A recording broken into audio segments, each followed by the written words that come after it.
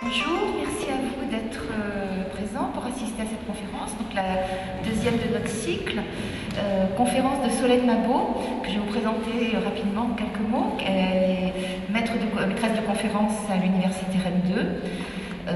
Elle a soutenu une thèse en 2019, avant la pandémie, puisque maintenant ça marque avant le début de la pandémie, donc en 2019, sur l'engagement des femmes en Bretagne. Le titre exact, c'était « Les citoyennes, les contre-révolutionnaires et les autres. Participation, engagement et rapport de genre pendant la Révolution française en Bretagne ».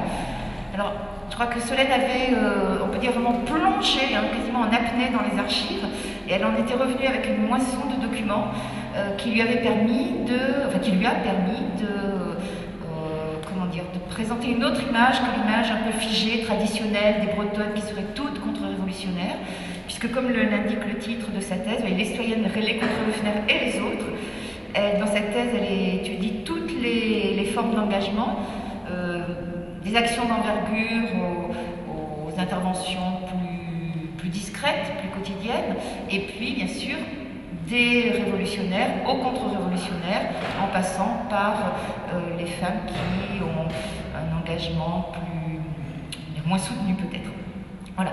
Et au final, ça permet donc de révéler des situations contrastées, je répète, loin de cette image qui pendant longtemps était l'image qu'on avait quand on parlait de la Bretagne pendant la Révolution, et encore plus des femmes en Bretagne pendant la Révolution, de femmes qui seraient entièrement tournées vers qui refuseraient d'un bloc la Révolution. Cela dit, c'est de ça qu'elle va nous parler aujourd'hui. Quant à sa thèse, elle est en cours de parution, on espère qu'elle paraîtra bientôt, comme ça tout le monde aura la possibilité de la lire. Voilà. Et donc aujourd'hui, c'est des contre-révolutionnaires que Solène Mabot va nous parler. Merci. Bonjour à toutes, bonjour à tous et merci de m'accueillir ici ce soir. Donc en effet, en Bretagne, il y a aussi des citoyennes et des révolutionnaires, même si elles sont discrètes, mais ce soir, je vais mettre l'accent sur les contre-révolutionnaires, puisque la semaine dernière, vous avez entendu parler, pour ceux peut-être qui étaient déjà là la semaine dernière, donc parler des femmes soldats dans la Révolution, et puis la semaine prochaine, avec Dominique Godineau, donc qui vient de m'introduire, vous parlerez des citoyennes, justement. Et donc moi, je vous propose d'explorer comment des femmes du peuple ont pu s'engager contre la Révolution. Pourquoi est-ce qu'elles ont résisté aux changements qui étaient proposés par la Révolution? Pourquoi ces changements, qui étaient quand même sous-tendus par les principes de liberté et d'égalité, ont-ils été refusés par un groupe qui était un groupe dominé dans la société de l'époque assez largement, à savoir les femmes, et surtout quand il s'agit ici des femmes du peuple qui vont être au cœur de mon propos. Donc ici, vous voyez un certain nombre d'ouvrages, des ouvrages importants qui ont interrogé la place des femmes et les rapports de genre dans la Révolution française. Et donc on voit que la recherche s'est beaucoup développée sur la place des femmes et les rapports de genre dans la Révolution. Évidemment, ce n'est pas exhaustif, il y aurait d'autres ouvrages à retenir, mais en tout cas, on ne peut plus dire aujourd'hui que les femmes seraient un point aveugle de l'histoire, et ici de l'histoire de la Révolution française. Mais finalement, quand on s'intéresse aux contre-révolutionnaires, c'est une histoire qui souligne un certain paradoxe, à savoir que les contre-révolutionnaires, elles sont quand même assez visibles dans les documents historiques de l'époque, notamment dans les archives de la répression. Eh bien parce que lorsqu'elles sont arrêtées, interrogées, on en a des traces, donc il y a des sources sur elles, mais ces contre-révolutionnaires, elles ont moins intéressé, ou en tout cas elles ont été moins étudiées en histoire des femmes et du genre. Et donc vous voyez ici toute une série de travaux à gauche donc de cette petite ligne là de démarcation, avec en bonne place donc cet ouvrage phare, Les citoyennes tricoteuses, de Dominique Godineau, et ensuite d'autres livres qui ont poursuivi les interrogations sur les citoyennes et les rapports à la citoyenneté, les engagements révolutionnaires des femmes, et puis une historiographie beaucoup moins importante, en nombre en tout cas, sur les contre-révolutionnaires, qui ont fait l'objet de moins d'études. On les trouve toutefois dans des travaux collectifs, donc là j'en ai remis quelques-uns, Jean-Clément Martin, mais surtout Martine Lapierre à partir de la Provence, qui étudient les révolutionnaires et les contre-révolutionnaires, et puis des ouvrages sur des figures contre-révolutionnaires, Charlotte Corday, même si on peut s'interroger sur l'étiquette de contre-révolutionnaire, mais justement ça montre bien que contre-révolutionnaire c'est aussi une étiquette plastique, enfin protéiforme si on veut, qui recouvre d'abord ceux qui étaient ciblés comme des ennemis des révolutionnaires du moment, et puis des ouvrages notamment comme celui-ci sur Madame Royale qui sont très clairement ici dans cet univers de la contre-révolution. Et donc ce paradoxe, en fait, c'est des contre-révolutionnaires qui sont visibles dans les sources, qui ont été assez peu étudiés, et ce qui pose donc la question aussi de savoir si, eh bien, elles ne font pas figure de repoussoir, ces contre-révolutionnaires. Et donc là, c'est sûr qu'avec ces deux images, elles opposent vraiment de manière très caricaturale. Eh bien, vous voyez à gauche cet aristocrate là, bouffi d'orgueil, accroché à ses privilèges, donc tourné clairement vers le passé. Et c'est sûr qu'à l'aune de notre imaginaire politique contemporain, elle attise peut-être moins la curiosité, ou en tout cas la sympathie, que la jeune Amazone libérée de ses chaînes. Et derrière cette opposition évidemment caricaturale, eh bien, il y a cette idée que, en effet, la mobilisation de femmes, et notamment quand elles viennent de milieux populaires, qui se mobilisent du coup pour une société traditionnelle, pour une société cléricale, patriarcale, eh bien, ça a pu sembler contre-intuitif peut-être, ou en tout cas constituer une forme de repoussoir que l'on pouvait un peu répugner à questionner. Et puis, je pense que c'est aussi la difficulté qu'il y a à qualifier aussi ce qui est en jeu dans les résistances à la Révolution, à savoir, eh bien, notamment concernant les engagements féminins, quand la féministe elle-même existe à peine, parce que finalement, dans la Révolution française, ces citoyennes dont vous entendrez parler la semaine prochaine, ces citoyennes sans citoyenneté, elles revendiquent beaucoup, elles s'impliquent, elles veulent participer à la vie politique, mais ça s'exprime pas forcément très nettement en termes de demande de droits politiques, d'égalité aux droits politiques. Et donc, quand cette féministe-là existe à peine, eh bien, on a du mal aussi à cerner le profil de son adversaire, à savoir la conservatrice. Et là aussi, on met des guillemets parce que c'est des étiquettes politiques qui, à ce moment-là, posent beaucoup de questions. Et donc, aujourd'hui, voilà, les recherches quand même se multiplient sur ce groupe-là, et moi, c'est ce que je voudrais un petit peu explorer avec vous, à savoir, eh bien, excusez-moi, interroger ces engagements contre-révolutionnaires dans les milieux populaires. Parce que c'est vrai que quand on pense aux contre-révolutionnaires, et c'était aussi l'image de cet aristocrate maudissant la Révolution, et c'est aussi ce qu'on retrouve ici sur cette diapo. Vous voyez, on voit une image ici à gauche, c'est une femme de condition qui est fouettée parce qu'elle dit du mal de Necker en 1789. Donc elle est considérée comme antipatriote. On a à côté une image qui est pour le coup issue c'est une gravure contre-révolutionnaire qui montre des femmes de la famille royale face à des citoyennes du peuple présentées un peu comme ici comme des poissardes. Donc on a cet imaginaire de la contre-révolutionnaire qui est d'abord issu des milieux nobiliaires, privilégiés, des milieux de la cour évidemment, et qui serait donc en fait assez logiquement opposé à la Révolution, parce que cette révolution leur ôte, eh bien voilà, leur privilège. Et c'est aussi cette image qui est entretenue parce que ces femmes de la noblesse qui ont été hostiles à la Révolution française, elles ont pu aussi écrire des mémoires. Là, j'ai mis deux exemples qui s'inscrivent dans le contexte de la guerre de Vendée, avec les mémoires de Madame de la Roche-Jacquelin, de Madame de Sapineau. Donc c'est aussi des nobles qui ont pu mettre en scène leur engagement contre la Révolution et le valoriser par la suite au début du XIXe siècle. Tandis que les contre-révolutionnaires de milieux populaires, eh bien, elles sont moins connues. Ce sont souvent des anonymes. On en connaît quand même quelques-unes. Cécile Renaud, mais est-elle très connue, qui aurait peut-être monté le projet d'assassiner Robespierre, hein, une tentative supposée. En tout cas, ce qui est avéré, c'est qu'elle évolue dans un environnement où il y a un attachement, hein, à la royauté, ça c'est certain. Et puis des figures comme Renée Bordereau, donc son surnom de guerre c'est Brave Langevin, qui est une femme de milieu populaire issue du Maine-et-Loire et qui a combattu dans les armées contre-révolutionnaires et qui se vante ensuite, hein, d'avoir sabré au moins une bonne vingtaine de républicains. Donc on a comme ça des figures de milieu populaire, mais on en a quand même assez peu.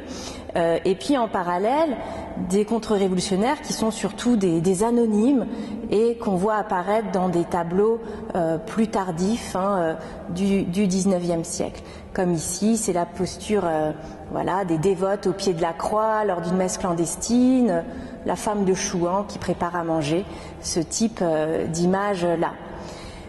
Tandis que, quand on s'intéresse à l'iconographie contemporaine de la Révolution, eh bien, les images qui traitent de la contre-révolution, du moins qui mettent en scène les brigands ou les rebelles contre-révolutionnaires, eh bien souvent dans ces images, quand on y voit des représentations de femmes, ce sont au contraire des citoyennes qui sont représentées en héroïnes, qui se dressent donc pour défendre ce qu'elles ont de plus cher, que ce soit l'arbre de la liberté, ici avec ces deux jeunes femmes, le vieux père devant le couple, devant les brigands, ou encore celle qui est prête à faire sauter sa maison pour la sauver de l'intrusion, là encore, de rebelles vendéens. Donc dans cette iconographie-là, en fait, quand il est question de contre-révolution, les portraits féminins ne sont pas ceux des contre-révolutionnaires, mais au contraire des citoyennes qui les affrontent.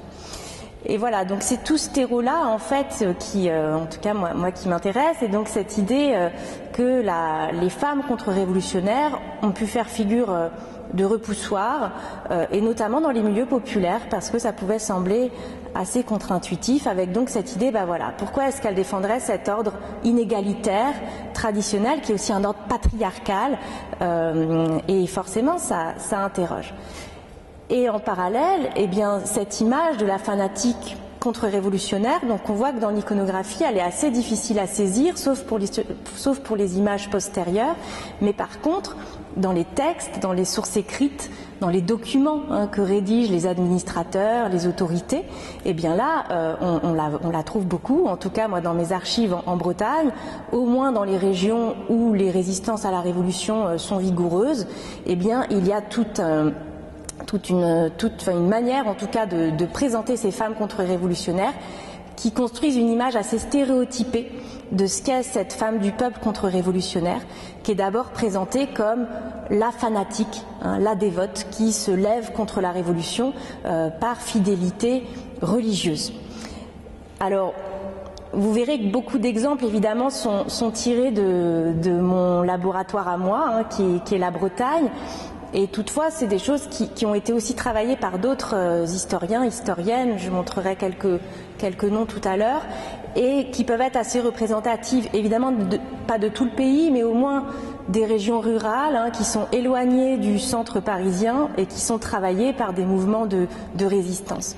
Et donc là, par exemple, c'est une citation ici des autorités municipales de Rennes, donc on est en juin 1791, au moment où on est en plein dans ce schisme religieux, hein, avec des curés qui ont refusé de prêter serment à la constitution civile du clergé, qui se retrouvent du coup réfractaires, donc considérés ennemis de la Révolution, et face à eux les curés constitutionnels, fidèles à la Révolution.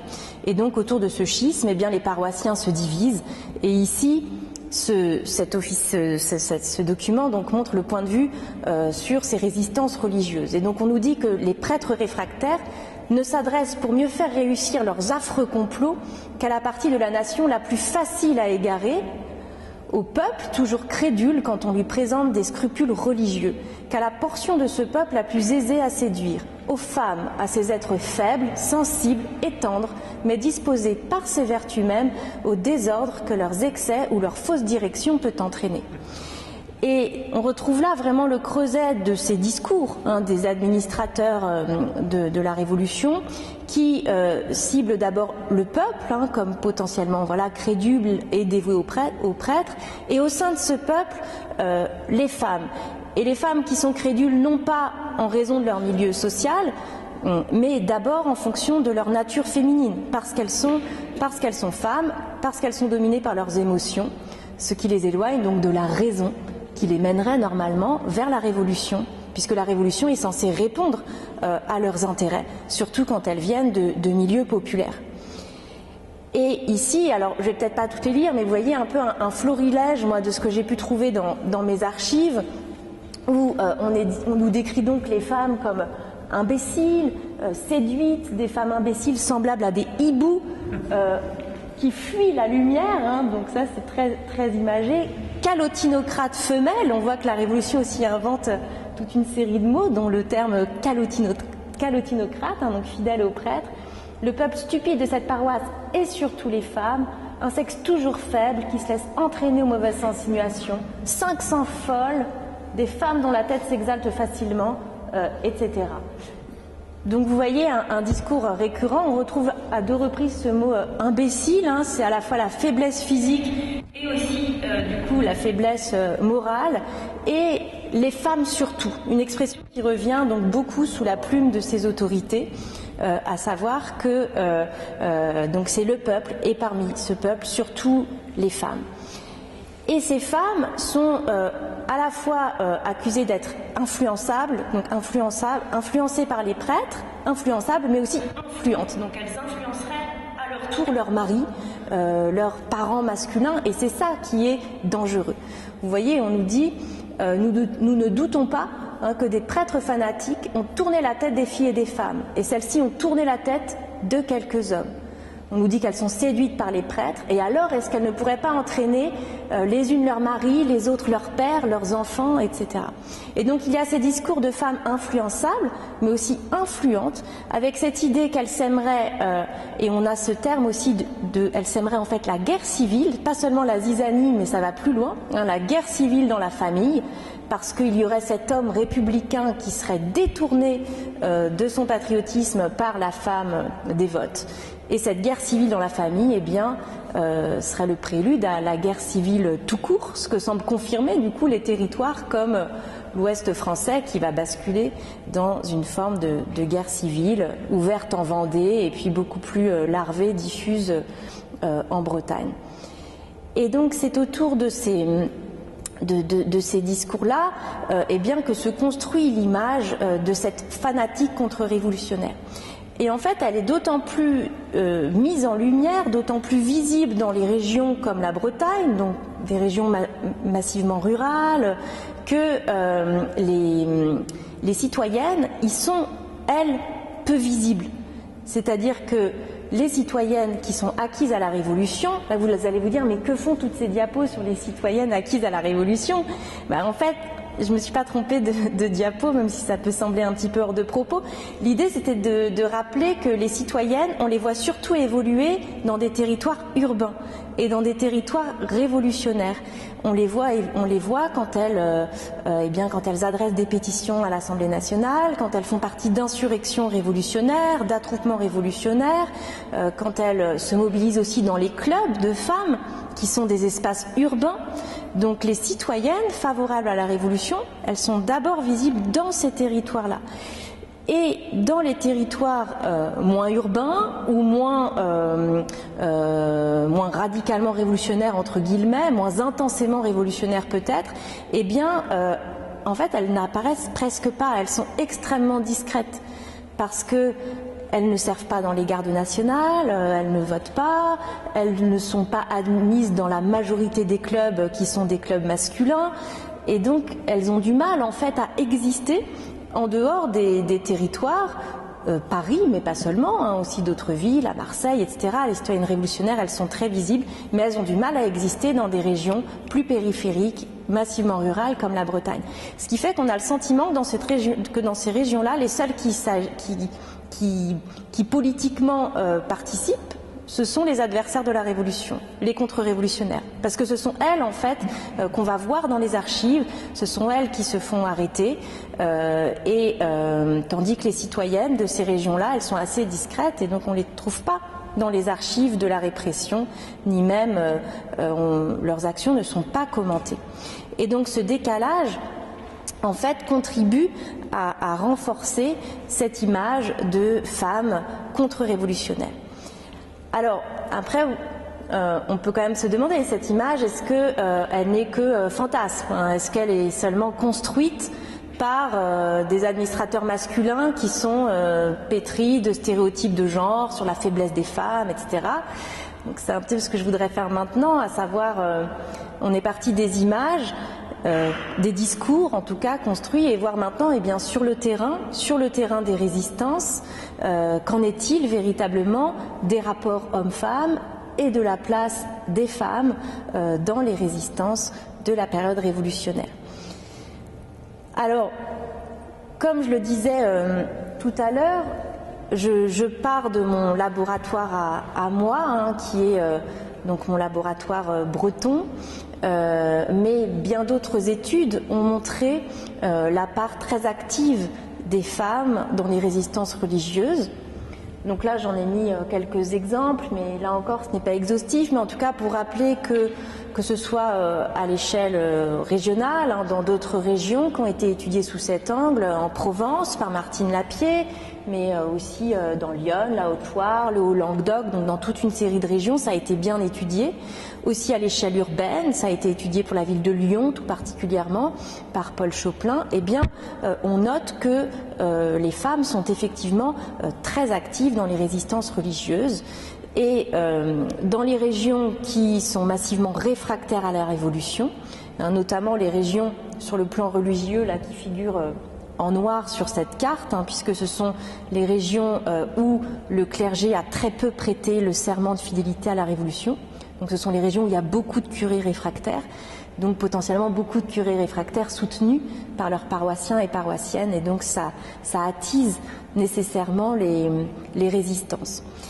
Et donc sur le terrain de ces résistances religieuses, en effet, les femmes sont toujours présentes et toujours extrêmement actives. Alors, pour rappeler assez brièvement en quoi ça pouvait consister, ces oppositions, eh bien, c'était essentiellement en 1791-1792, donc au moment où se crée ce schisme très fort entre réfractaires et constitutionnels, surtout dans les régions comme la Bretagne où 80% du clergé refuse ce serment, ce qui n'est pas le cas partout, loin de là. Hein. À Paris, c'est l'inverse, hein, il y a 80% du clergé qui va l'accepter, donc c'est aussi très variable selon les régions. Mais ici, en Bretagne, eh bien, on a donc des révoltes, à la fois pour refuser que les prêtres prêtent ce serment, des révoltes ensuite contre le curé constitutionnel qui arrive dans les paroisses pour remplacer le curé réfractaire, qui est devenu ennemi de la Révolution, donc qui est censé quitter ses fonctions pastorales, des troubles ensuite pendant les offices du clergé constitutionnel, hein, on essaye donc de saper les célébrations religieuses, et puis ensuite d'autres formes de résistance, protéger les prêtres réfractaires, parce que parmi eux certains quittent le territoire, d'autres se cachent, et donc ils sont protégés par une partie des paroissiens, et puis aussi donc animer le culte clandestin de ces prêtres-là. Donc vous voyez toute une série d'actions autour de ces résistances religieuses. Et dans ces actions, eh bien, du coup, l'idée, moi, ce que je voulais voir, c'était finalement, est-ce que ces discours, les femmes surtout, à quel point c'est vrai? On se doute bien que c'est pas totalement faux, mais voilà, mesurer malgré tout dans quelle mesure est-ce que ces révoltes étaient massivement féminisées ou pas, et ça a été donc l'objet d'une part de mes recherches. Et ce qui ressort de mes analyses, c'est que en ville, hein, quand les révoltes se jouent en ville, alors elles sont moins nombreuses, moi pour mes archives, mais elles sont assez nettement féminisées, tandis que dans les campagnes, hein, c'est assez différent. Et on note que ces révoltes religieuses sont très largement mixtes. Et surtout, on note des écarts entre les discours des autorités et puis les engagements en fait sur le terrain. Donc ici, vous avez quelques exemples que je peux reprendre. Surtout, je ne sais pas si c'est très lisible en fait pour vous. Mais par exemple, en juillet 91, dans la région de Saint-Brieuc, c'est une citation qui figurait sur le fameux florilège là qu'on avait plus haut. On a donc un accusateur public du tribunal de Saint-Brieuc qui nous dit que les prêtres fanatiques ont tourné la tête des filles et des femmes. Et celles-ci ont tourné la tête de quelques hommes. Il parle ici de processions qui se passent à ce moment-là dans la région de Saint-Brieuc et qui ont clairement une connotation contre-révolutionnaire. Ce sont des processions pro-réfractaires à ce moment-là. Et dans ces processions, donc finalement, on se rend compte qu'elles sont extrêmement mixtes et qu'il n'y a pas, en tout cas pas de manière visible, de participation massivement plus forte des femmes. Donc on voit qu'on a 20 hommes qui sont arrêtés et 4 femmes. Alors on se dit, ah bon, en effet, il y a des hommes, et néanmoins c'est à prendre avec précaution, puisqu'on sait par ailleurs que souvent les autorités, la justice avait tendance à moins arrêter les femmes que les hommes. Mais toutefois, quand on étudie ces processions, on se rend compte que les hommes sont bien présents, qu'ils sont nombreux et qu'ils jouent même souvent un rôle de premier plan, puisqu'ils jouent le rôle de chantre en tête de ces processions. Donc on a là une vision beaucoup plus nuancée que cette idée de femmes fer de lance qui seraient en fait les meneuses. Quand on étudie d'autres révoltes, on se rend compte que bien souvent, en effet, elles sont mixtes, mais avec des rôles qui peuvent être différents et qui finalement ressemblent de beaucoup au partage des rôles entre hommes et femmes que l'on observe de manière beaucoup plus large dans les émeutes, que ce soit des émeutes sociales, des émeutes de subsistance, telles qu'elles se jouent dans l'Ancien Régime, avec des femmes qui sont très souvent en tête de ces émeutes, ce fameux rôle de bout de feu que Dominique Godino a très bien souligné et qu'on retrouve aussi du côté des émeutes révolutionnaires en fait. C'est-à-dire que là, ça dépasse le clivage révolution contre révolution, on est vraiment sur des pratiques émeutières. Donc des femmes qui vont pouvoir être en première ligne, appelées à la révolte, jouer d'abord le premier rôle, et puis des hommes qui sont là aussi, qui interviennent plutôt en seconde intention, et en tout cas qui prennent le dessus dès que la révolte passe par des armes véritables, c'est-à-dire plus seulement des pierres, mais des armes véritablement offensives. Et dès qu'on est dans l'affrontement contre les gardes nationaux, là ce sont les hommes qui prennent le dessus dans la révolte. Et donc ça c'est assez typique. Et ici donc j'ai mis 2 autres exemples de révoltes qui montrent cette mixité de ces troubles religieux. On voit par exemple à Plouguer-Nével où il s'agit de s'en prendre donc au curé constitutionnel qui vient d'être installé. On voit que les huées sont faites de voix d'hommes et de cris de femmes. Le prêtre est renversé, assailli, maltraité par des hommes et des femmes dans une scène affreuse. On nous décrit les femmes au premier plan, armées de pierres, elles les ont dans leur tablier, mais on nous dit les hommes ont aussitôt été de la partie. Donc on voit des discours qui distinguent les rôles des hommes et des femmes, ils ne jouent pas exactement les mêmes rôles, et aussi parfois ils sont dans une action unanime et collective, mais en tout cas il y a une dimension très clairement mixte de ces émeutes. Donc je ne vais peut-être pas m'attarder sur le 3e exemple parce que c'est un petit peu la même chose, et ensuite sans m'attarder non plus sur le détail des arrestations, des inculpations, etc., on se rend compte que si les femmes sont souvent moins arrêtées au départ, vous voyez là à Plouguer-Nével on arrête 10 femmes et 16 hommes, à Guipry 14 hommes et 6 femmes, donc elles sont moins arrêtées au départ, mais celles qui sont véritablement considérées comme actives et comme des meneuses ne sont pas non plus épargnées par la justice, et on voit au final que à Guipry, on aura 3 hommes et 2 femmes condamnés. À Plouguer-Nével, on aura 3 femmes et 1 homme condamné. Donc au départ, on arrête plutôt plus les hommes, selon des pratiques aussi de la justice qui sont genrées. Mais au final, les femmes peuvent être aussi tout à fait sanctionnées. Et donc ces questions-là, sur les rapports hommes-femmes dans les émeutes religieuses, je les ai posées aussi à l'action de cacher des prêtres réfractaires. Donc quand le culte devient clandestins, notamment à partir de l'été 1792 surtout, et puis ensuite au cours de l'année 1793, quand le culte rentre dans la clandestinité, il y a des paroissiens qui cachent en fait les prêtres qui n'ont pas quitté le territoire, et les révolutionnaires qualifient cela donc de recel de prêtres, et cela devient à partir de l'été 1793 passible de sanctions qui sont de plus en plus lourdes au cours de l'an 2 et qui peuvent aller jusqu'à la peine de mort. Et là encore, les discours tendent à montrer que ce sont les femmes qui sont les premières à cacher les prêtres. Et finalement, à partir de mes recherches, on se rend compte que les hommes aussi sont impliqués dans les campagnes, notamment. On a de nombreux hommes qui sont impliqués dans ces affaires de recel de prêtres. Et là encore, c'est beaucoup moins le cas en ville. Moi, j'ai étudié une 60aine d'affaires, à peu près autant d'hommes et de femmes qui sont inculpés. Toutefois, plus de femmes certainement impliquées, parce que bien souvent dans les campagnes, on arrête seulement le chef de famille, et ce fait qu'il y a pas mal de femmes autour impliquées aussi, mais qui ne vont pas être arrêtées.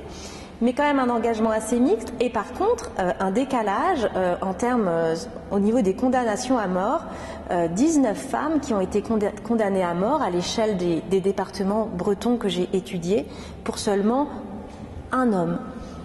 Donc un décalage assez manifeste qui interroge quand même et qui peut s'expliquer par le fait que des femmes ont pu faire de leur engagement religieux la pierre de touche en fait d'un engagement très politique contre la Révolution et pour certaines avec une dimension royaliste, affirmée, très idéologique. Ce qui était moins le cas pour les hommes impliqués dans ces affaires, qui étaient plutôt des laboureurs, de milieux modestes, qui n'allaient pas en faire une tribune politique, comme ont pu le faire certaines des femmes arrêtées, pas toutes loin de là, mais certaines d'entre elles. Donc là, je vais vous montrer deux exemples un petit peu spectaculaires de ces femmes qui ont pu faire de leur engagement religieux une tribune politique pour affirmer leurs idées contre-révolutionnaires. Ce ne sont pas des exemples, elles ne sont pas représentatives, c'est plutôt assez atypique, mais c'est pour expliquer aussi quel pouvait être le profil de certaines de ces condamnées à mort. Donc on a par exemple Angélique Glatin. Elle cache un prêtre à Saint-Malo, elle est démasquée, elle est arrêtée, interrogée, et quand on lui demande pourquoi est-ce qu'elle tenait ce prêtre caché, elle dit qu'elle sait que la loi le défendait, mais qu'elle l'a fait pour sa religion et qu'elle le ferait encore si c'était à faire. Qu'elle sait que nous avons des lois, mais qu'elle a la sienne aussi, qui lui commande la charité. Et donc là, clairement, un discours qui n'essaye pas d'édulcorer la résistance qui a été conduite. Beaucoup de personnes arrêtées disent qu'ils ne connaissaient pas la loi. Ils expliquent qu'ils ont accueilli ce prêtre seulement une nuit parce qu'il pleuvait, il faisait froid, le prêtre était malade. Donc elle assume totalement ce qu'elle a fait. Et elle dit, voilà, je connais la loi, mais j'ai mes propres lois. Donc clairement, elle s'oppose à l'ordre en place et elle est donc condamnée à mort. Et puis une autre femme, elle aussi atypique, un autre exemple, c'est Ursule Thirier. C'est pas n'importe quelle femme parce que son mari, Pierre Taupin, était le valet de chambre de l'évêque de Tréguier. Un évêque qui a très tôt montré son opposition à la Révolution et puis qui a émigré en Angleterre. Et le valet de chambre Pierre Taupin est parti avec son maître en émigration en Angleterre, laissant Ursule Thirier à Tréguier avec ses 5 enfants. Elle va cacher des prêtres réfractaires et elle se fait démasquer elle aussi. Et donc quand elle est interrogée, on peut lire une partie de son interrogatoire et elle a été interrogée plusieurs fois et donc à chaque fois elle reprend les mêmes choses avec la même force. Et donc on lui demande, d'abord elle dit que depuis 3 ans elle était persécutée, qu'elle était contente de mourir à l'instant pour son roi et sa religion, malgré qu'elle ait soit 5 enfants en bas âge, qui ce roi martyr. Puis, quand on lui demande « Tu aimais bien ton roi, désirais-tu en avoir un autre? Je l'aimais comme je devais l'aimer et je désire en avoir un autre. Tu abordes donc le régime républicain? Absolument. Tu rétablirais donc la royauté si tu pouvais le faire? je le ferais si j'en avais le pouvoir. Mais une femme n'est capable de rien. Et on a donc ainsi une femme qui se saisit de ces interrogatoires pour explicitement affirmer ses positions politiques royalistes, contre-révolutionnaires, et qui construit déjà au moment de ces interrogatoires en fait cette figure du martyr, qui va être retenue d'ailleurs par la mémoire locale, elle va être considérée localement comme une martyre de la Révolution.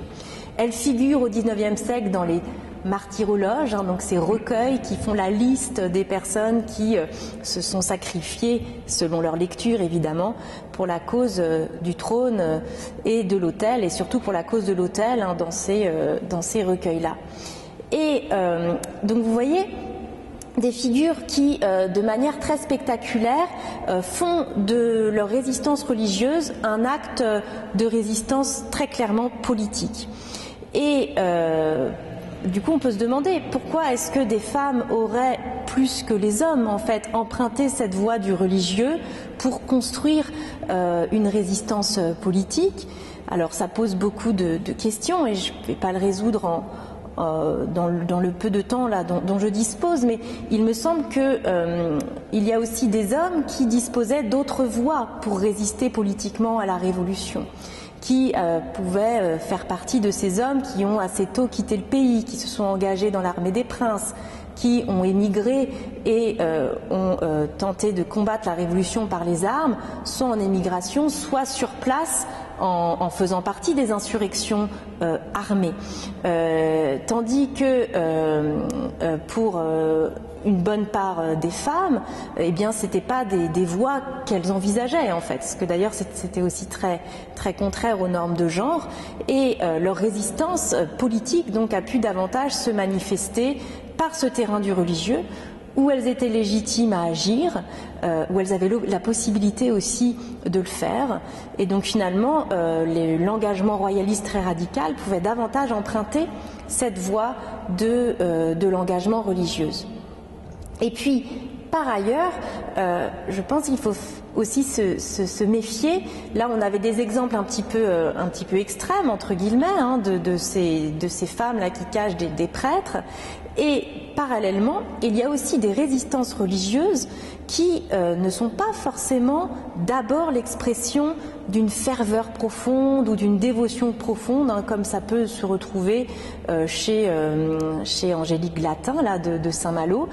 Et ces résistances religieuses, elles peuvent aussi participer d'attitudes plus globalement rebelles, plus globalement subversives à l'autorité, et où la dévotion fait partie de l'engagement, mais ce n'est pas la seule chose en question. Et surtout, quand on considère que la Révolution, en fait, rebat considérablement les cartes de ce qui relève de la contrainte ou du conformisme en matière religieuse. Parce que des gestes qui étaient jusque-là habituels, conventionnels de la pratique religieuse, assister à la messe, se confesser, communier, etc., eh bien, tous ces gestes-là, ils deviennent subversifs, ou en tout cas, ils subvertissent l'ordre politique à partir du moment où ils sont interdits par les autorités révolutionnaires.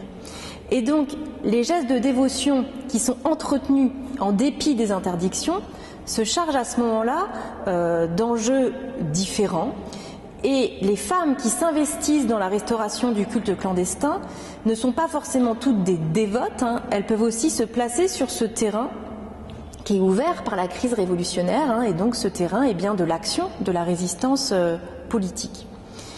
Et ce déplacement des enjeux s'observe plus largement à l'échelle des paroisses. Donc ça, c'est pas moi qui l'observe, c'est un historien de la Bretagne, Michel Lagré, qui a étudié beaucoup ces questions-là, et qui soulignait que en Bretagne, on a des paroisses qui étaient jugées très rebelles par la hiérarchie catholique à la veille de la Révolution, avec des prêtres et des évêques qui faisaient remonter, que ces paroisses-là, vraiment, elles ne se conformaient pas aux prescriptions religieuses, elles étaient rebelles.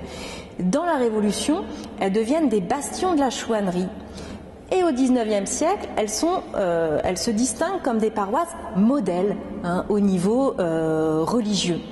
Et donc ce renversement, en fait, signale que la conservation des traditions religieuses, des hiérarchies, de l'ordre ancien, c'était pas seulement ça qui était probablement en jeu, mais qu'il y avait aussi en jeu le fait de contester, de refuser l'autorité, quelle qu'elle soit en fait. Et sous l'Ancien Régime, l'autorité religieuse était une autorité bien installée, tandis que dans la Révolution, une manière de contester la Révolution, eh bien, c'est de soutenir le clergé orthodoxe, entre guillemets, réfractaire.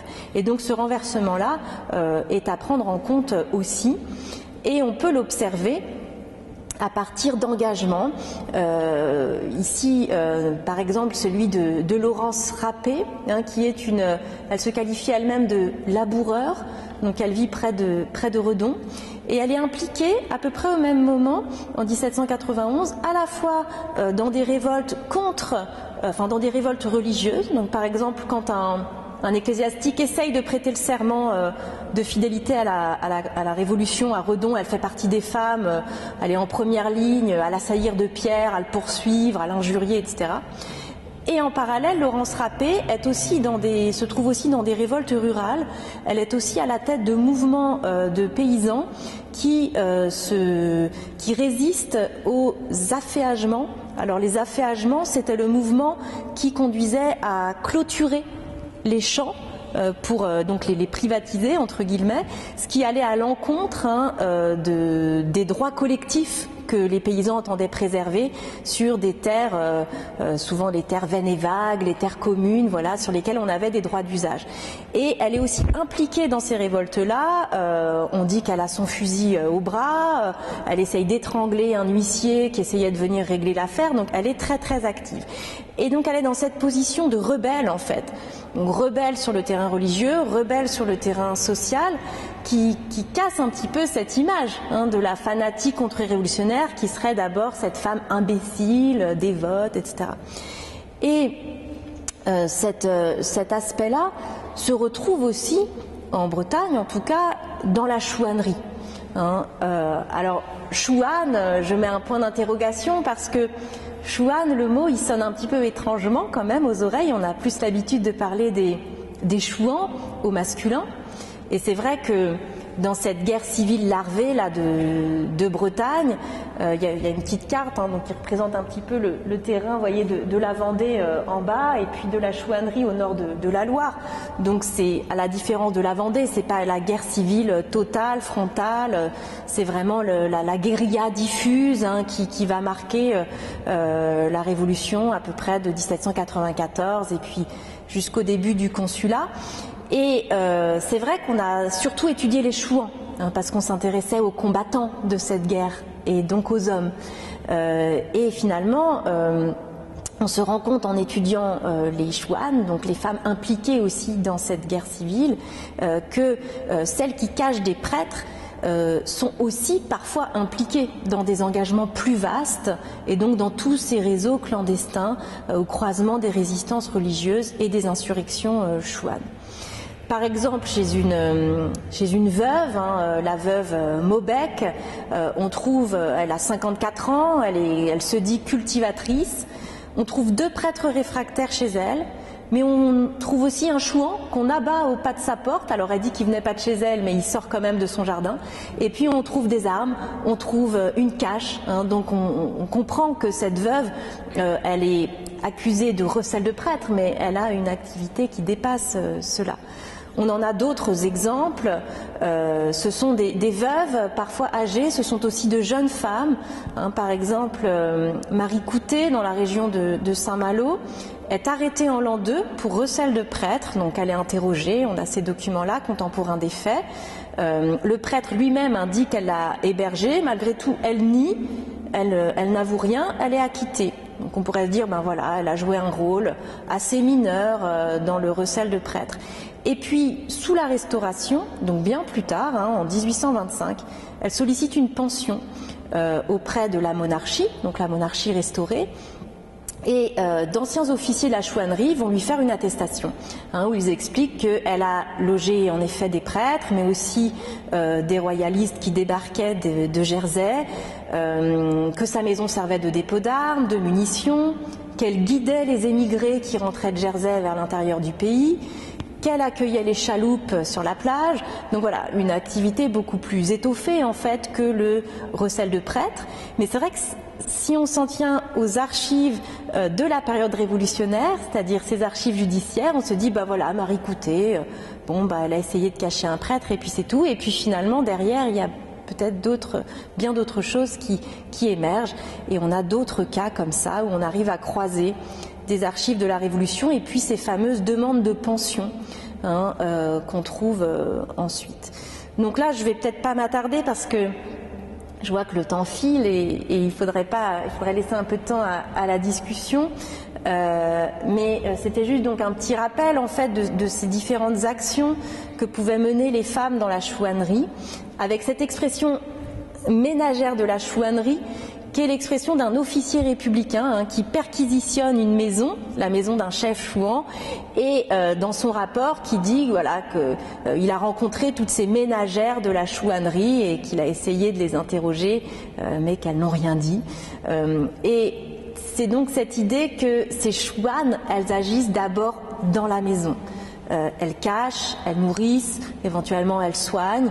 Ça peut être donc des insurgés, mais c'est aussi des déserteurs, c'est aussi des prêtres. Et en effet, d'après les archives de la répression, et aussi d'après les demandes de pension qui sont faites plus tard, c'est l'action la plus massive, le fait de loger, d'héberger, etc. Et des actions donc, qui se jouent d'abord au-dedans. Donc c'est aussi conserver en dépôt chez soi des lettres ou des munitions, des armes parfois. Avec des actions toutefois possibles au dehors, porter des lettres, porter des commissions, monter la garde aussi, servir de guide beaucoup, quand on menait justement des personnes qui débarquaient, qui arrivaient de Jersey, et on les amenait vers d'autres lieux à l'intérieur de la Bretagne. Combattantes, par contre, presque pas de cas, en tout cas moi qui émerge de mes archives. On a écho d'un capitaine Victor qui serait en fait une nommée Victoria, qui est qualifiée de grenadier femelle, de femme atroce, incroyablement féroce, et qui est tuée en 1795 dans un affrontement entre chouans et révolutionnaires.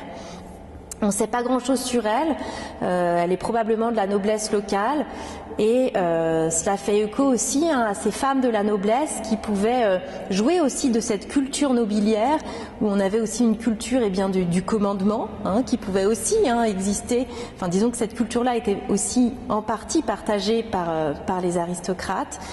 Une culture du commandement, parfois un maniement des armes aussi, qui pouvait être pas si inhabituel que ça dans des familles de la noblesse d'épée, de cette petite noblesse d'épée assez caractéristique en Bretagne. Et puis sinon, quelques femmes combattantes qui sont pour le coup plutôt des femmes de milieu très populaire et qui sont dans des bandes en fait de chouans qui sont à la lisière entre chouannerie, brigandage, qui sont peut-être aussi des bandes qui existaient déjà avant la Révolution. Mais ça reste donc des profils très, très minoritaires, et une action qui est d'abord une action de l'arrière, de soutien logistique à l'insurrection armée. Et toutefois, sans ce soutien-là, on peut imaginer que cette forme de guérilla qui reposait sur la clandestinité n'aurait pas pu tenir. Alors, pour rester dans ces engagements de chouane, eh bien, une des sources, donc pour en savoir un peu plus, ce sont ces fameuses demandes de pension qui, en effet, sont à prendre avec beaucoup de précautions, puisque ce sont des femmes qui, plus de 20 ans après les faits, vont demander donc des secours à la monarchie, parce qu'à ce moment-là, la monarchie propose des secours non seulement aux anciens chouans qui ont pris les armes, mais aussi aux civils qui ont soutenu la lutte armée. Et des femmes vont écrire des pétitions, comme ici Françoise Huss, qui était très très jeune au moment de la Révolution, elle avait à peine 20 ans, et donc qui expose que malgré la faiblesse de mon sexe et de mon âge, dit-elle, eh bien elle a œuvré donc pour la cause du roi et de la religion, comme elle le dit elle-même, et donc elle explique qu'elle a servi de guide, qu'elle a transporté des lettres, des commissions, etc. Et Ce type de document se retrouve, alors celui-là c'est vraiment un document beaucoup plus atypique, où on a un état de service qui est fait pour une femme exactement sur le même modèle que les états de service qui étaient faits pour les anciens chouans combattants masculins. Et donc on peut voir que ce qui est assez ironique, c'est que dans la catégorie grade on a écrit femme, parce qu'en fait on savait pas trop quoi écrire. Donc c'est Perrine Kozik. Et elle a agi avec ses sœurs, donc filles de matelots. Donc là encore, on s'engageait aussi en fonction du lieu où on vivait, et dans les zones littorales, et notamment ici, on est près d'Auray, et donc elle intervient dans le contexte du débarquement de Quiberon, où elle aurait participé donc à ces réseaux de correspondance. On nous dit qu'elle a risqué sa vie, qu'elle s'est exposée à 1000 dangers, etc. Ça reste un document assez atypique. Toutefois, la plupart des femmes disposant d'actes de notoriété établis par d'anciens officiers chouans, mais qui n'allaient pas jusqu'à ce document formalisé exactement comme celui des combattants masculins. Et puis enfin, j'ai parlé ici essentiellement des actions les plus spectaculaires, les insurrections, recels de prêtres, les plus illégales aussi, celles qui étaient passibles de sanctions lourdes. Mais on a aussi donc des traces d'un royalisme plus populaire, qui peut s'exprimer disons d'un royalisme toujours populaire, mais qui peut s'exprimer à pas plus feutrés, par la conservation d'objets, de textes, de chansons aussi, royalistes, contestataires. Donc ici, ce sont des chansons qui ont été retrouvées sur une couturière de Douarnenez. Il y en avait d'autres, mais vous voyez une chanson qui détourne le refrain du ça ira, celle-ci, ça n'ira pas. Ça n'ira pas, cher démocrate, je te jure, ça n'ira pas. Donc on détourne cette chanson révolutionnaire. Et puis ici, une chanson en breton qui vise le clergé du coup réfractaire local. Donc c'est aussi d'autres voies moins spectaculaires donc d'exprimer ces refus de la révolution. Et de la même manière, ce sont aussi ici vous voyez beaucoup de signatures. Alors je pense que vous êtes trop loin pour distinguer, mais ce sont des signatures d'hommes et de femmes qui sont apposées au bas de pétitions, donc de pétitions qui réclamaient la liberté de culte au moment donc où le culte réfractaire était interdit. Donc ici une autre forme d'engagement est intéressante parce qu'on voit donc ici des femmes qui se mobilisent pour la défense de la religion traditionnelle, mais en participant du coup à une démarche collective à l'échelle paroissiale et par le biais d'outils politiques, la pétition, qui sont bien des outils d'expression politique assez nouveaux et liés à la politisation et à la dynamique révolutionnaire, et qui revendiquent donc la liberté de culte en invoquant ces libertés de conscience et de culte garanties par la Déclaration des droits. Donc on a aussi ici d'autres voies en fait de contestation qui signalent en même temps des appropriations, des changements. Donc voilà, j'arrive bientôt au bout du temps, mais peut-être qu'il me reste encore 5 minutes, je ne sais pas. J'ai un petit épilogue que je peux parcourir très très vite.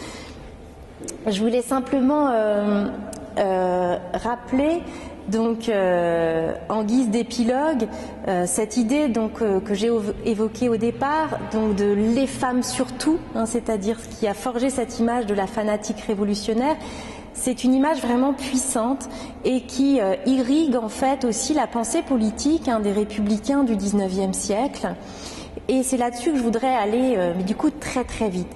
Je voulais vous parler de Michelet, mais j'aurais pas le temps d'en dire beaucoup. Mais voilà, rappelez que les historiens de la Révolution française du XIXe siècle vont très largement reprendre ce discours sur la fanatique révolutionnaire et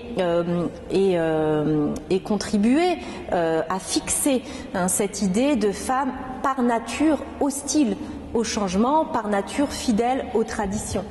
On peut lire chez Michelet que la femme généralement devenait l'obstacle et la contradiction du progrès révolutionnaire que demandait le mari. Ça se retrouve aussi dans les images. Quand on a des éditions illustrées de Jules Michelet, on a par exemple ici cette image du soldat patriote républicain que ces femmes éplorées, femmes, filles et sœurs, essayent de détourner de son devoir, hein, ce qui peut conduire Michelet à nous dire que dans presque toute la France, l'homme resta fidèle à la Révolution, tandis que la sensibilité, la piété, l'horreur du sang, l'amour inquiet de la famille contribuèrent plus qu'aucune autre chose à jeter les femmes dans la réaction.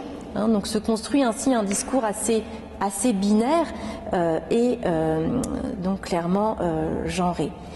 Et cette image-là, elle est aussi entretenue par la mémoire contre-révolutionnaire, hein, par la mémoire blanche, où au contraire on va faire l'éloge de ces fameux martyrs.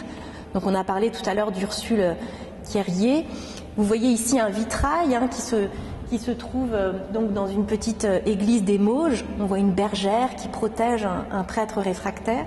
Ici on est près de la Guerche, avec le chêne à la Vierge qui commémore une jeune femme qui aurait été tuée par des soldats républicains alors qu'elle protégeait un prêtre, un arbre qui a brûlé hein, il y a quelque temps, mais les ex-voto refleurissent déjà, hein, donc on se dit que c'est en plus des lieux de culte en fait qui durent. Hein. Alors peut-être qu'on ne sait peut-être même plus exactement ce qu'on va commémorer quand on va au pied de cet arbre, mais en tout cas ce sont des lieux qui durent, et évidemment tous ces écrits qui construisent l'image du martyr.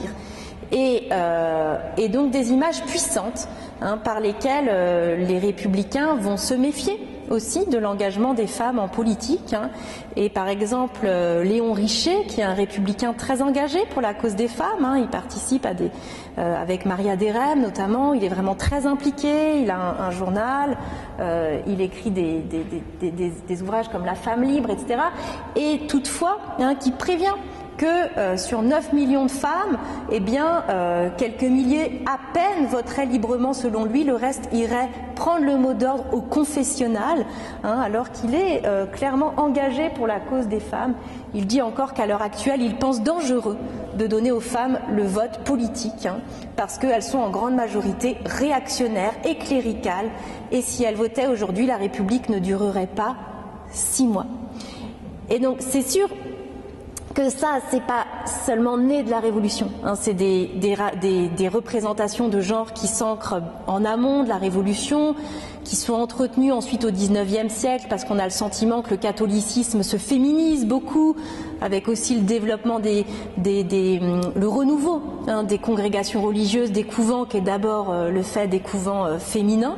Mais il y a quelque chose quand même qui se cristallise hein, dans la Révolution française autour de cette image de femme qui aurait d'abord résisté à la Révolution pour des raisons religieuses. Voilà, je pense que j'ai épuisé mon temps et puis j'ai à peu près dit ce que je voulais avancer. Donc si vous avez des questions, n'hésitez pas.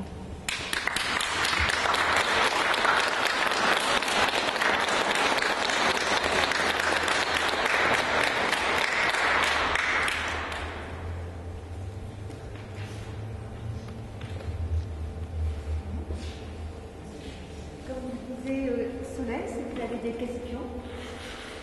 Oui. Les bonnets rouges en 1675, est-ce que vous pourriez nous développer cela? Est-ce qu'il y a vraiment un lien avec ces mouvements réactionnaires en Bretagne sur la Révolution? Il n'y a pas de filiation directe, hein, dans le sens où avec les bonnets rouges, voilà, on est dans des révoltes antifiscales d'Ancien Régime où la question religieuse hein, n'est pas présente. Après, ce qu'on retrouve du côté des révoltes des bonnets rouges, c'est, comme je l'ai dit, la manière dont s'orchestrent en fait les révoltes et la position des hommes et des femmes dans ces révoltes. Et ce qui est manifeste, c'est que dès que les révoltes prennent la forme en fait de révoltes rurales en armes qui se font au son du tocsin, où le but c'est d'aller tomber sur la ville voisine, parce qu'il y a aussi ce rapport ville-campagne hein, qui peut être sensible, et bien là, généralement les femmes ne trouvent pas leur place en fait dans ces révoltes-là, parce que ce sont des révoltes armées qui s'inscrivent dans des manières d'agir et de se révolter qui sont pensées comme masculines. Et on retrouve cela dans la Révolution, dans les émeutes de mars 93, où on peut imaginer que les femmes ne se désintéressaient absolument pas de la question des levées d'hommes, bien entendu, mais où elles ne sont pas en fait visibles ou très peu dans ces révoltes de mars 93 parce qu'elles se font essentiellement sur ces modalités-là, à savoir voilà, au son du tocsin, des troupes d'hommes qui s'organisent en armes et qui se déplacent, qui sortent aussi des localités pour aller jusqu'au chef-lieu du coup de district dans la Révolution. Donc c'est plutôt sur ce terrain-là que je verrais des filiations.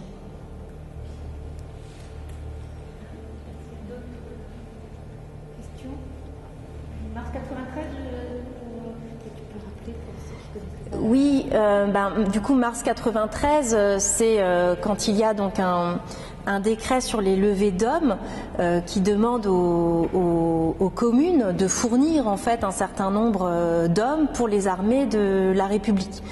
Au moment où la France donc fait face à une vaste coalition étrangère où les volontaires ne suffisent pas en fait à nourrir l'armée. Et la manière dont doit s'opérer ce choix est laissée à la liberté des localités, mais en fait bien souvent ça se fait par le biais du tirage au sort, ce qui fait que ça va être vécu comme une résurgence de la milice d'Ancien Régime, et ça va être vécu comme absolument insupportable dans un certain nombre de régions, et notamment c'est ce qui va mettre le feu aux poudres à l'ouest français, que ce soit au nord de la Loire, que ce soit au sud de la Loire. C'est vraiment ça qui met le feu aux poudres, et d'ailleurs ce que la révolte religieuse n'avait pas produit, c'est-à-dire que ce qui vraiment va lever les campagnes, c'est cette question des levées d'hommes. On n'a pas eu de telles levées massives autour de la question religieuse, même s'il y a eu de fortes résistances. Et c'est à ce moment-là, au nord de la Loire, ces révoltes sont assez rapidement contrôlées par les républicains et réprimées, tandis qu'au sud de la Loire, ça va pas se passer de la même manière. Au départ, c'est la même situation, des révoltes contre les levées d'hommes, rurales, massives, etc. Et finalement, au sud de la Loire, les révoltes vont pouvoir, dans plus de cas qu'au nord, être victorieuse, et ça va donner le terreau de ce qui devient à ce moment-là la guerre de Vendée, qui du coup est circonscrite dans cette région Sud-Loire, même si après les Vendéens vont remonter jusqu'à Granville, etc. Voilà. Et c'est vrai que dans ces révoltes de mars, on trouve on se met en place un peu ce qu'on va trouver ensuite dans la chouannerie, c'est-à-dire des femmes qui cachent des déserteurs. Donc ils sont déjà dans ces fonctions de loger, de cacher, ou alors elles peuvent sonner le tocsin, elles peuvent monter la garde dans les communes, mais elles partent pas, ou sauf exception, elles partent pas en armes sur les routes comme peuvent le faire d'autres bandes d'hommes en fait, qui décident d'aller s'en prendre au chef-lieu de district, voilà.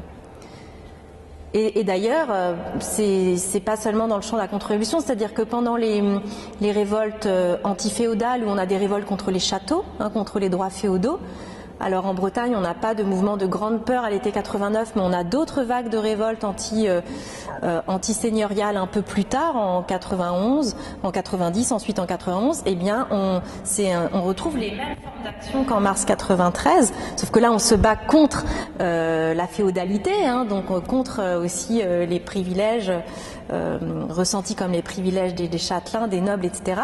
Et c'est la même chose. Là, on a des bandes masculines.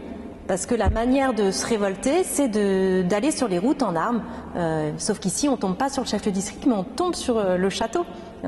Mais finalement, dans les pratiques, c'est assez comparable. Voilà.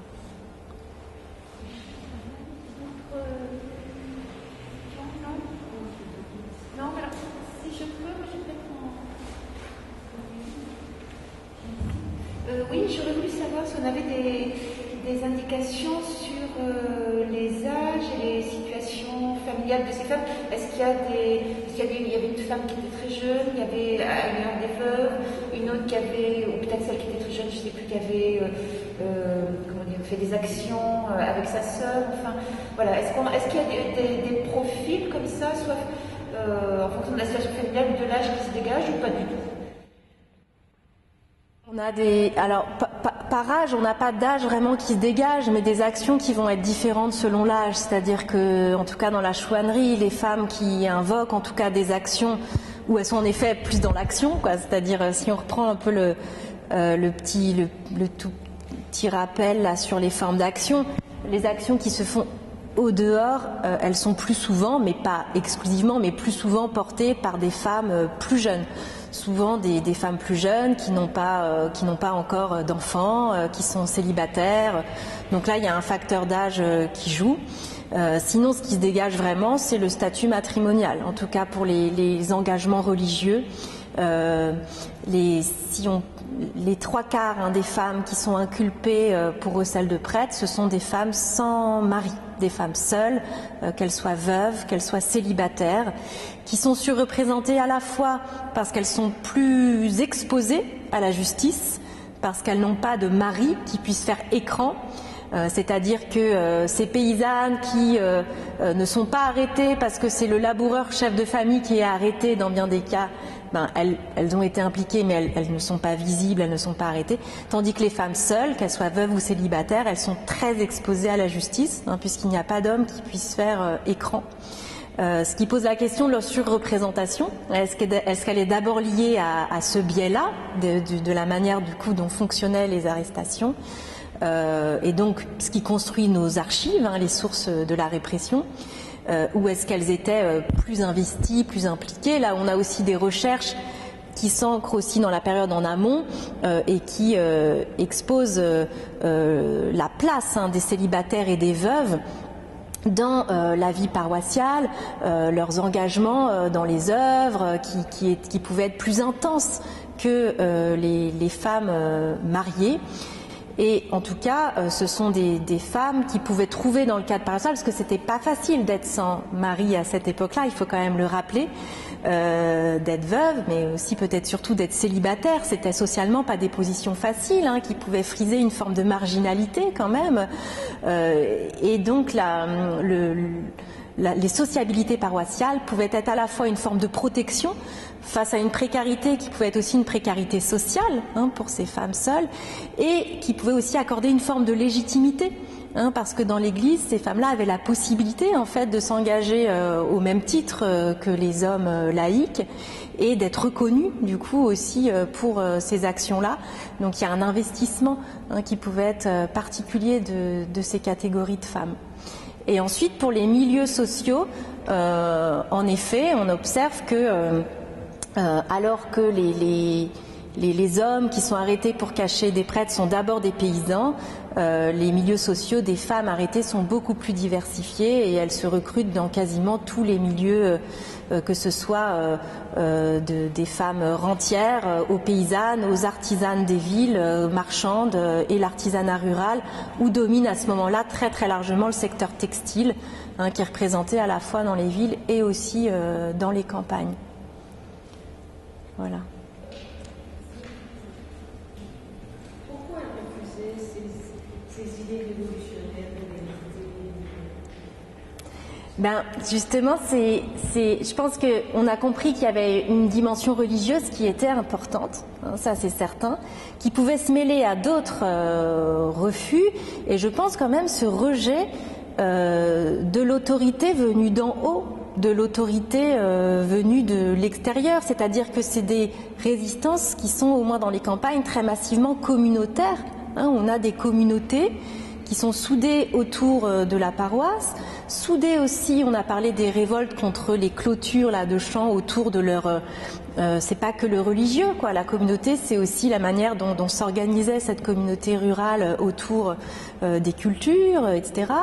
Et cette intrusion insupportable de la loi venue de l'extérieur, qui fait qu'on pouvait se lever au moment des bonnets rouges contre des innovations fiscales jugées insupportables, qu'on se lève ensuite contre une réforme de l'Église qui touche au plus quotidien en fait, et aussi il est question du salut, donc c'est quand même très très fort. Et puis on touche aussi avec les levées d'hommes, et bien voilà, on veut faire partir les hommes au loin, et on a des adresses de paysans révoltés qui disent nous on veut bien se battre, mais près de chez nous. C'est même pas tant de se battre qui nous gêne, c'est d'aller se battre aux frontières. Donc à la limite, garder les côtes, oui, mais pas partir au loin. Et donc il y a cette idée de défendre en fait quelque chose de local, je pense, face à une intrusion, une autorité qui vient d'en haut, qui descend d'en haut, qui vient de l'extérieur. Et ce qui fait qu'on pouvait contester tout aussi bien l'autorité du roi ou de l'évêque sous l'Ancien Régime, en fait, que celle des révolutionnaires dans cette logique-là. À savoir que c'est l'autorité imposée de l'extérieur qui peut être contestée. Alors c'est pas la seule... certainement pas la seule raison, mais pour les luttes rurales, je pense que c'est un ferment vraiment puissant de ces révoltes, et ce qui explique aussi leur mixité, qui est patente en tout cas sur le terrain des résistances religieuses. Et les révolutionnaires n'étaient pas rejetés.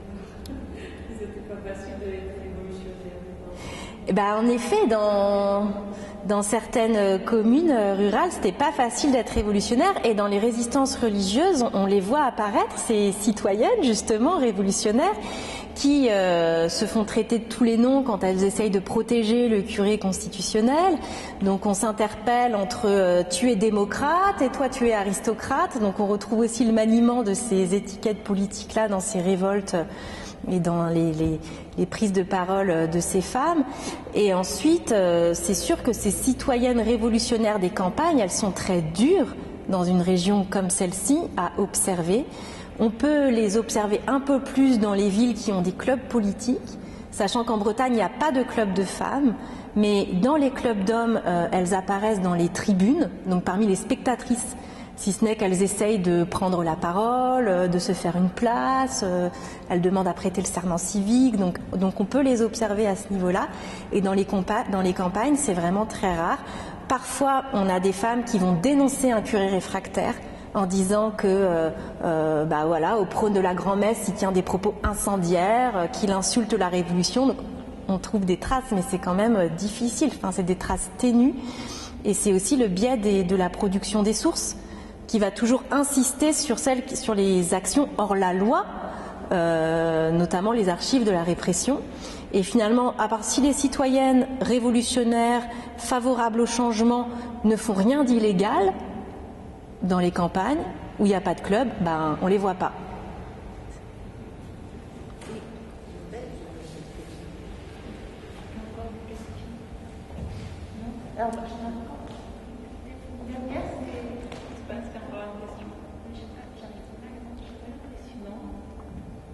Merci infiniment. Je me demandais, est-ce qu'on peut voir cette fameuse image construite par Michelet, c'est-à-dire hommes républicains et femmes contre-révolutionnaires, finalement, est-ce qu'on la trouve dans les archives? Dans les archives de la Révolution? Oui, c'est-à-dire est-ce que ces femmes qui sont arrêtées, est-ce qu'on peut savoir si leur mari ou leur père, leur frère, je ne sais pas, étaient quant à eux républicains? Est-ce qu'on trouve cette dichotomie? Ah oui, on trouve. Oui. On trouve parfois. Après, on trouve aussi.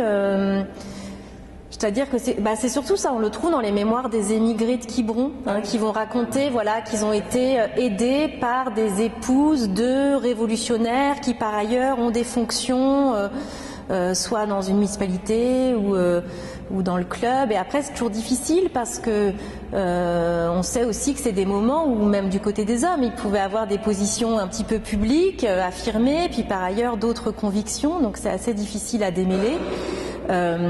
Et on a aussi des hommes qui disent que c'est leur femme qui a caché le prêtre, qui est aussi une manière de se protéger, parce qu'ils savent qu'ils sont plus visés par les autorités, en disant c'est ma femme idiote qui a bien voulu le cacher, j'y suis pour rien. Donc c'est toujours la difficulté d'interpréter en fait ces dissensions familiales, parce qu'on les saisit presque toujours sous le poids de la menace des sanctions. Donc c'est un petit peu compliqué. Par contre, dans la presse du département d'Ille-et-Vilaine, par exemple, c'est dans ce journal qu'on trouve cette idée de femmes aveugles comme des hiboux qui n'ont jamais vu la lumière. Là, ils construisent cette image-là et ils alimentent d'exemples parfois assez extraordinaires qu'on ne peut pas vérifier, comme un homme qui se serait tiré une balle dans la tête sous les pressions de sa femme. Donc là, on est plutôt dans la construction. Du coup, voilà, on reste quand même dans l'idée qu'on est aussi dans la construction d'une image Mais en tout cas, c'est un sujet, c'est certain.